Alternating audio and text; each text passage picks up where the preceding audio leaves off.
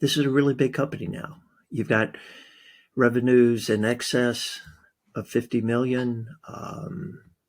The cash flow that the business is generating is over 10 million. The multiples continues to expand. The multiples now that we're talking about can be over 15 times. And again, and I've said this over and over, buyers buy cash flow, and buyers buy the business's ability to produce predictable, measurable, scalable, sustainable, growing cash flow. And they measure their risk by the multiple that they're willing to pay for the business. Businesses of this size, from a multiple standpoint, they're getting in the 15 plus range. It could be 15 times. It could be in the higher teens. It could be in the 20s. It could be in the mid 20s. Just very large business. Publicly traded companies are often of this size or larger. And if you look at the PE ratios, which is an equivalent measurement, you'll see that a lot of publicly traded companies have multiples 15, 20, even 30 times.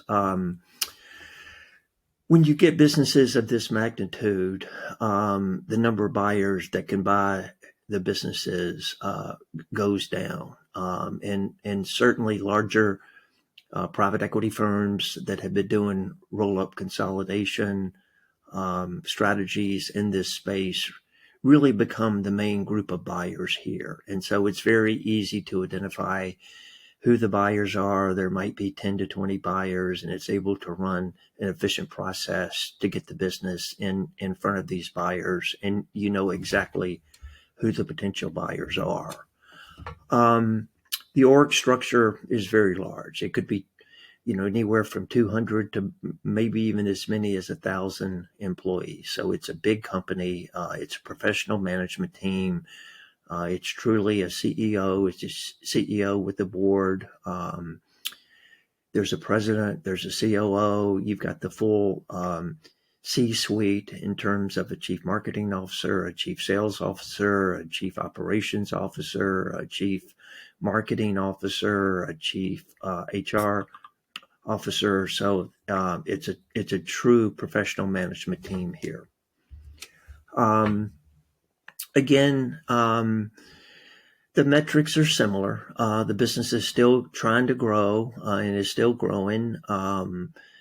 20% plus. A lot of this growth is not only organic growth, but there's a lot of acquisition opportunities that these companies have become very good at, and they're continuing to use as part of their growth strategy. The corporate governance is clear.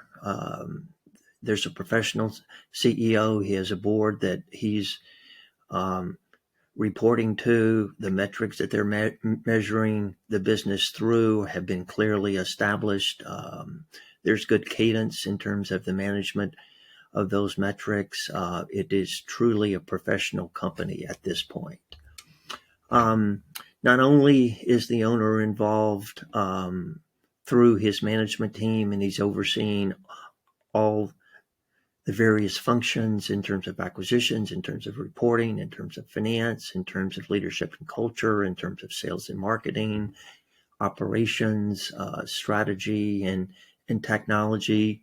Not only is the owner performing and overseeing all 10 of these functions, but at this level, his proficiency and his confidence and his knowledge at these levels are very professional. On a scale of 1 to 5, he's hitting, or he should be hitting, as at the top end of that range, because the owner is truly a professional manager at this company. It's a great company. It's a very valuable company. It's a company that is performing well. There's good culture. There's good leadership. There's clear strategy. And so, this can be the ultimate goal that businesses achieve too.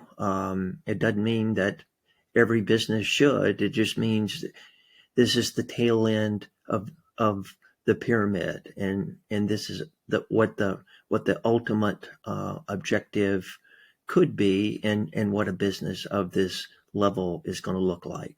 I hope this has been helpful. Feel free to call us if you have any questions. Again, this is John Bartlett from Brentwood Growth, and thanks very much for your time.